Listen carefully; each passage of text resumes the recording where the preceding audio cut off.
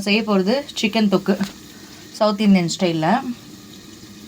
So இதுக்கு வந்து மஞ்சத்தூள் உப்பு போட்டு கழுவி 4 தடவை 5 தடவை கழுவி வச்சுருக்கேன் சிக்கனை. ஸோ இதுக்கு தேவையான பொருட்கள் எண்ணெய் ஊற்றி கடுகு போட்டு சோம்பு போட்டு சீரகம் போட்டு வெங்காயம் போட்டு இஞ்சி பூண்டு பேஸ்ட்டு தக்காளி வெங்காயம் போட்டாச்சு, தக்காளி அந்த பட்டை லவங்கெல்லாம் போட்டு தாளித்து கருவேப்பிலை போட்டு தாளித்து வச்சுருக்கேன்.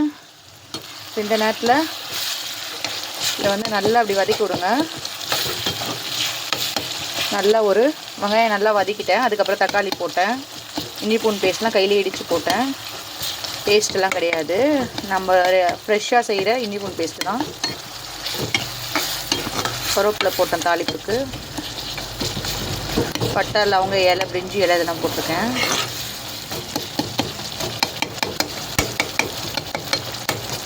நல்லா அப்படி குத்தி விடுங்க, நல்லா வதங்கணும்.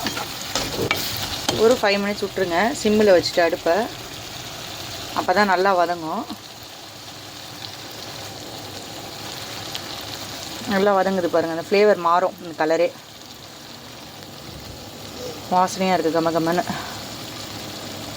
எண்ணெய்லாம் மேலே பிரிஞ்சு வரும், நல்லா வதங்கணும். அதுக்கப்புறம் தான் மசாலாஸ்லாம் ஆட் பண்ணணும்.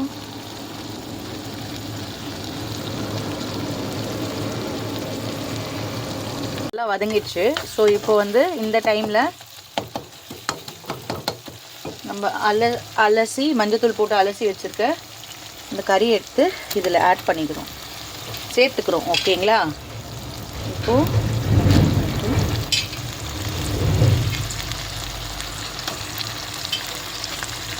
ஆல்ரெடி நல்லா 4-5 தடவை வாஷ் பண்ணியாச்சு மஞ்சத்தூள் போட்டு. ஸோ மறுபடியும் மஞ்சத்தூள் போட்டு வாஷ் பண்ணி வச்சுக்கோ. மறுபடியும் மஞ்சத்தூள் போடுறோம். நல்லா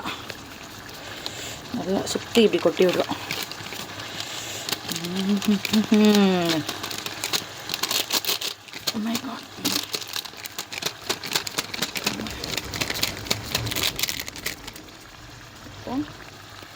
மிளகாத்தூள்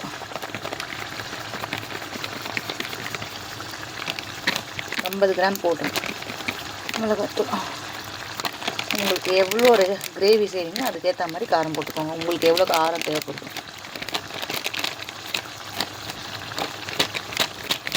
போட்டு இப்போ இதை நல்லா கலரி விடணும். ஆச்சு இல்லையா?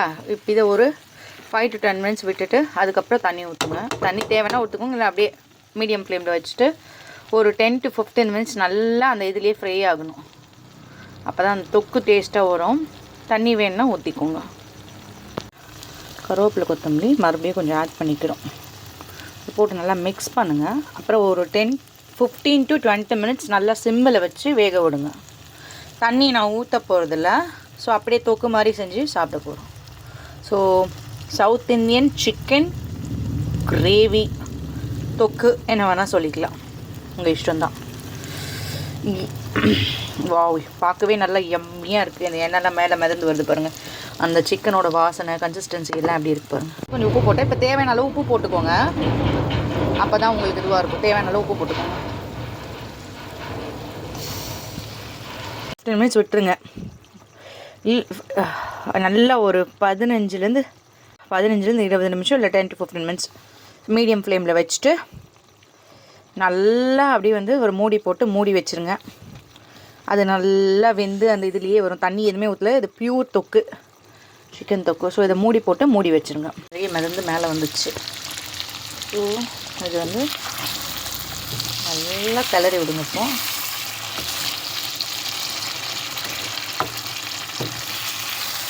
கறி நல்லா வெந்துடுச்சு.